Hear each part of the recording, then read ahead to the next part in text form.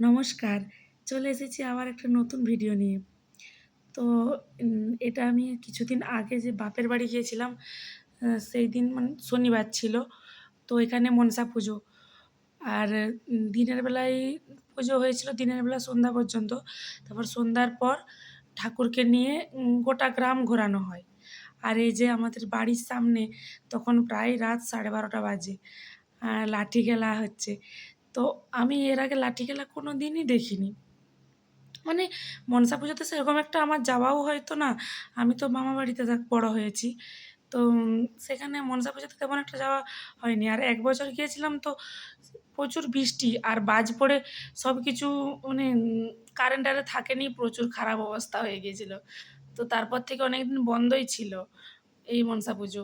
মানে এমনি ছোট করে শুধু পুজোটুকু করানো হতো। কোনো আনন্দ-টানন্দ তেমন একটা করা হতো না। আর লাঠি খেলা হয়তো আগে হতো, কিন্তু আমি যেতাম না বলে আমি কোনোদিনই দেখিনি এর আগে। আর কত লোকজন এসেছে বাড়িতে, বাড়িতে সবাই দেখতে এসেছে। তো এখন রাত 12:30 দেখে মনেই হচ্ছে না যে এত রাত হয়ে গেছে। কারোর চোখে কোনো ঘুম নেই। তো ঠাকুর এসেছে, সবাই আমরা উঠেছি আর প্রচুর ঢাক বাজছে। আর যে যেরকম পারছে লাঠি খেলাতে অংশগ্রহণ করছে, চেষ্টাও করছে। কারণ অনেকদিন পুজোও হয় না, আর অনেকদিন এইসব খেলার প্রচলন তো এখন আর উঠেই গেছে। সেই কারণে মানুষের অভ্যেস নেই।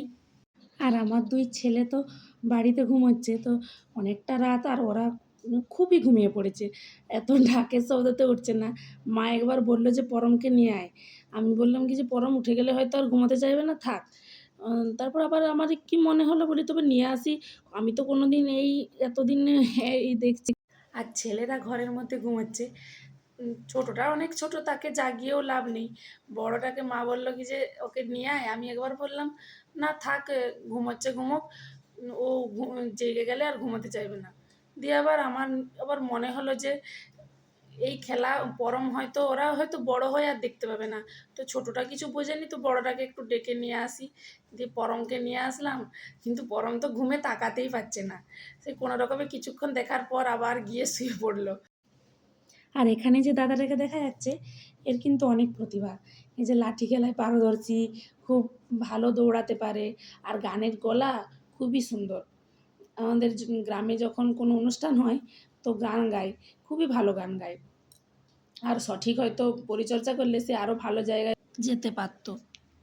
আগেরবার আমি যখন এসেছিলাম মনসা পুজোতে, তো তখন সন্ধ্যার থেকে প্রচুর সেদিন বৃষ্টি হয়েছিল।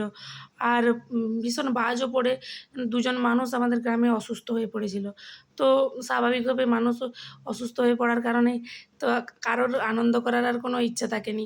আর ওই যেটুকু পুজোটুকু হয়েছিল কোনো রকমে, তারপর থেকে পুজো বন্ধই ছিল। অনেকদিন পর আবার পুজো শুরু।